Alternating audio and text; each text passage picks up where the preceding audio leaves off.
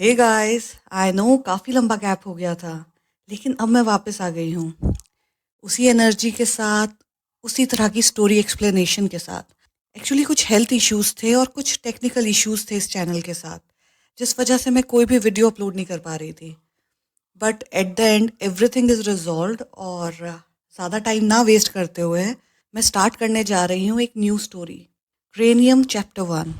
एक 16 सीट वाला chartered plane जो पेरिस जा रहा था, धान के खेतों में गिरकर क्रैश हो गया। अब तो वहां बस टूटी फूटी चीजें पड़ी हैं। अफसरों का कहना है कि प्लेन में जितने भी लोग थे, पायलट और क्रू समेत, शायद कोई नहीं बचा। अब पता लगाने की कोशिश हो रही है कि आखिर हादसा हुआ कैसे। एक नौजवान रिपोर्टर माइक लेकर बड़े शांत तरीके से ये खबर पढ़ रही थी, वहीं खड़े होकर। पुलिस और एयर सेफ्टी की टीम ने पूरा इलाका घेर रखा था ताकि कोई आकर काम में दखल ना दे। लेकिन मीडिया वाले तो कहाँ मानने वाले थे, बार बार अंदर घुसने की कोशिश कर रहे थे। उधर एक लड़की खड़ी थी, सफेद कॉलर वाली शर्ट और काली पैंट पहने हुए। बाजू मोड़ रखे थे, चेहरे पर थकान साफ दिख रही थी, पर फिर भी उसकी आंखों में जबरदस्त फोकस था। वो चश्मे के पीछे से पूरे क्रैश साइट को ध्यान से देख रही थी। इसका नाम था डॉक्टर बुसाया, जिसे सब प्यार से बुआ कहते थे। उसे उसी सुबह उसके बॉस ने फोन करके बुला लिया था। कुछ घंटों बाद वो वहां के इंचार्ज से बात कर रही थी। बस 1 मिनट दीजिए, पहले नामों की लिस्ट चेक करनी है, ऑफिसर ने कहा। बुआ ने चश्मा ठीक किया, चेहरे पर आए एक छोटे से बाल को हटाया और फिर नरम आवाज में बोली, मैं प्रोफेसर डॉक्टर निसारा की जगह आई हूँ। और फिर अपनी पीएचडी स्टूडेंट वाली आईडी निकालकर ऑफिसर को दिखा दी, जो अब तक वापस जमा नहीं कराई थी। हादसे वाली जगह पर रजिस्ट्रेशन देखने वाली ऑफिसर ने नीचे झुककर कागज देखे और नामों की लिस्ट फिर से चेक की। हाँ, मिल गया। Professor doctor Nisara, bio anthropology institute से। फिर उसने लिस्ट में नीचे देखा और बुआ का नाम ढूंढ निकाला, जो प्रोफेसर के नाम के ठीक नीचे लिखा था, बतौर रिप्लेसमेंट। हाँ प्रोफेसर, मेरी गाइड है। वो अभी पनामा में एक सेमिनार अटेंड कर रही है, इसलिए मुझे भेजा है उनकी जगह, बुआ ने समझाया। यहाँ साइन कर दीजिए, फिर हम आपको आईडी बैज दे देंगे, ऑफिसर ने शांति से कहा। अगर आपको कोई दिक्कत हो या एक्स्ट्रा सामान चाहिए हो तो बताइएगा डॉक्टर बुसाया, कोऑर्डिनेटर ऑफिसर ने रजिस्ट्रेशन वाले कागज पकड़ाते हुए कहा। ठीक है, डॉक्टर बुसाया ने कहा और साइन किए हुए कागज वापस कर दिए।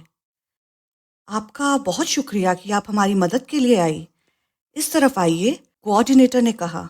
ऑपरेशन सेंटर और आपका वर्क टेंट इसी तरफ है। रात में कोई आपको आपके रहने की जगह भी ले जाएगा। हम सारी व्यवस्था कर रहे हैं। आज रात थोड़ी हलचल भरी हो सकती है। कोई बात नहीं, एंड थैंक यू, बुसाया ने मुस्कुराते हुए कहा। अब बुसाया क्रैश साइट की एंट्री पॉइंट पर खड़ी थी। छोटा पैसेंजर प्लेन जब इस देहाती इलाके में गिरा था, तब से लगभग 20 घंटे गुजर चुके थे। अंदाजा लगाया जा रहा था कि प्लेन में बैठे सभी 15 लोग शायद बच नहीं पाए। पायलट और क्रू समेत सभी पैसेंजर के मारे जाने की आशंका थी। लेकिन फिर भी बचाव दल बिना रुके किसी जिंदा बचे हुए इंसान को ढूंढने में लगा हुआ था। बुआ ने देखा कि रेस्क्यू डॉग्स तेजी से पूरे एरिया में घूम रहे थे और फायर फाइटर्स जो चमकीले नारंगी कपड़े पहने हुए थे, हर तरफ फैलकर खड़े थे, ताकि अगर कहीं फिर से आग लग जाए तो फौरन कंट्रोल किया जा सके। करीब 4 घंटे पहले बुआ को उसकी गाइड प्रोफेसर डॉक्टर निसारा का फोन आया था, जिसमें उन्होंने तुरंत क्रैश साइट पर जाकर पुलिस की मदद करने को कहा था, ताकि मारे गए लोगों की पहचान की जा सके। विक्टिम आइडेंटिफिकेशन असल में एंथ्रोपोलॉजी का एक फील्ड है, खासकर फोरेंसिक एंथ्रोपोलॉजी, जो आमतौर पर फोरेंसिक एक्सपर्ट या आइडेंटिफिकेशन स्पेशलिस्ट करते हैं। आइए, अंदर आइए, क्रैश साइट पर जिम्मेदार पुलिस ऑफिसर ने कहा और उस पीले टेप को उठाया जिससे धान के खेत के उस हिस्से को घेरा गया था जहां प्लेन का जला कुचला मलबा पड़ा था। आग अब काबू में आ चुकी थी। करीब 500 मीटर आगे कई लोग जी जान से काम कर रहे थे। कुछ अब भी उम्मीद लगाए हुए जिंदा लोगों को ढूंढ रहे थे। बुआ ने देखा कि लगभग 10 रेस्क्यू वर्कर तैनात थे, लेकिन अभी तक उन्हें काम शुरू करने का मौका नहीं मिला था, क्योंकि कोई सर्वाइवर नहीं मिला था। पूरा माहौल बहुत भारी और दुखद था। फिर एक और नौजवान पुलिस ऑफिसर बुआ को एक टेंट की तरफ ले गया, जिसे देखकर बुआ ने अंदाजा लगाया कि शायद वहीं पर उसे अपना काम करना होगा। शाम को सबकी एक मीटिंग होगी। अगर आप तैयार हैं तो अभी से काम शुरू कर सकती हैं। और आपका बहुत शुक्रिया यहाँ आने के लिए, कोऑर्डिनेटर ऑफिसर ने कहा। ये तो मेरा फर्ज है, बुआ ने मुस्कुराते हुए जवाब दिया। बुआ ने टेंट के अंदर नजर दौड़ाई। वहां 6 स्टेनलेस स्टील के एग्जामिनेशन टेबल्स लगी थी। उसे ठीक से नहीं पता था कि कितने एक्सपर्ट्स को बुलाया गया है, क्योंकि फिजिकल या फॉरेंसिक एंथ्रोपोलॉजी में माहिर लोग बहुत कम होते हैं। शायद वो यहाँ अकेली ही थी। वैसे भी बुआ खुद को कोई एक्सपर्ट नहीं मानती थी। असली एक्सपर्ट तो उसकी गाइड प्रोफेसर डॉक्टर निसारा थी, जो इस फील्ड की एक जानी मानी हस्ती थी। बुआ तो अभी 3 महीने पहले ही पीएचडी पूरी कर चुकी थी। हाल ही में इंस्टीट्यूट से उसका फाइनल अप्रूवल आया था। अब उसे डॉक्टर कहा जा सकता था, लेकिन अभी भी वो इस नए टाइटल की आदत डाल रही थी। बुआ ने अपना छोटा सिल्वर टूल बैग और एक बैकपैक जिसमें कपड़े और ज़रूरी सामान था, टेबल के साइड में रख दिए। उसे लगा कि कोई उसे रहने की जगह दिखाएगा, शायद कोई टेंट। फील्ड में काम करने का यही स्टाइल होता है, होटल से ज़्यादा टेंट में रहना पड़ता है। फिर वह स्ट्रेचर के पास जाकर खड़ी हो गई, जहां पहली बार रेस्क्यू टीम कुछ हड्डियां लेकर आई थी।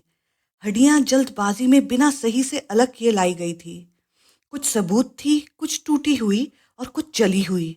ये देखकर बुआ ने लंबी सांस छोड़ी, फिर जल्दी से दस्ताने और मास्क निकाले और काम शुरू कर दिया।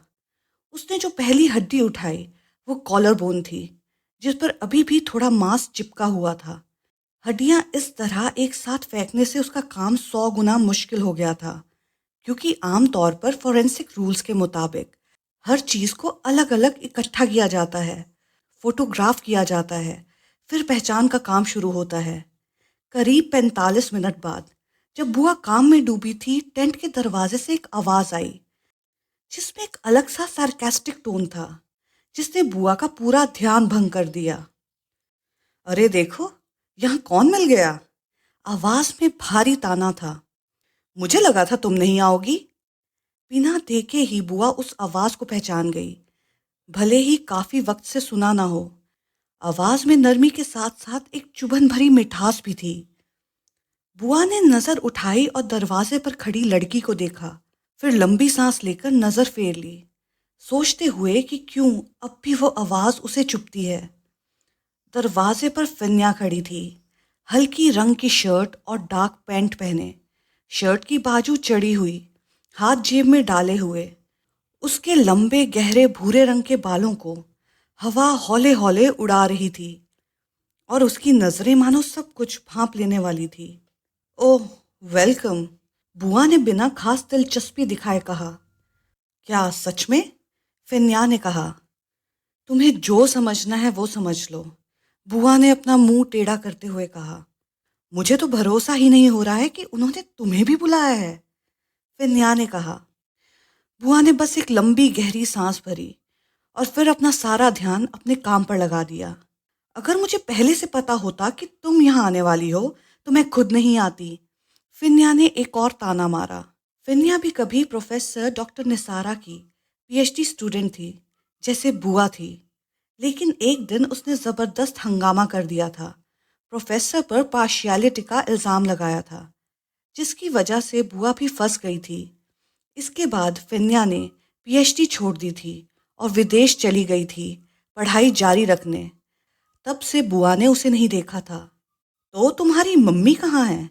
फिन्या ने टॉन्ट कसते हुए बुआ की गाइड के बारे में पूछा। पनामा में, बुआ ने ठंडे अंदाज में जवाब दिया। जहां तक बुआ को याद था, दोनों के बीच हमेशा टकराव रहा था। फिन्या हमेशा उसे टीचर की चहेती कहकर चिढ़ाया करती थी, और कभी कभी बुआ के रिसर्च टॉपिक भी चुपचाप ले जाकर प्रोफेसर को दिखा देती थी। आखिर एक दिन फिन्या ने इतना बवाल मचाया कि पीएचडी ही छोड़ दी, और सारे बैचमेट्स हैरान रह गए थे। बुआ की बेरुखी देखकर फिन्या आगे बढ़कर उस टेबल तक आ गई जहां जली कुचली हड्डियां रखी थी। बुआ ने भी अपना चश्मा हाथ से ठीक किया और उसकी तरफ देखा। अब रोना मत शुरू कर देना कि तुम्हारी मम्मी यहाँ नहीं है। फिन्या ने फिर ताना मारा। तुम्हें मुझसे क्या चाहिए फिन्या? बुआ ने थक कर पूछा। मुझ गरीब को तुमसे क्या ही चाहिए होगा? जाओ तुम अपनी हड्डियों से खेलो। फिन्या ने मुस्कुराते हुए जवाब दिया। बुआ ने फिन्या का ऐसा बर्ताव देखकर लंबी सांस भरी और सर नीचे करके अपना काम शुरू कर दिया। इस चैप्टर के लिए अभी इतना ही गाइस, और अगर आपको ये स्टोरी पसंद आ रही है तो please like share and subscribe to my channel. Thank you.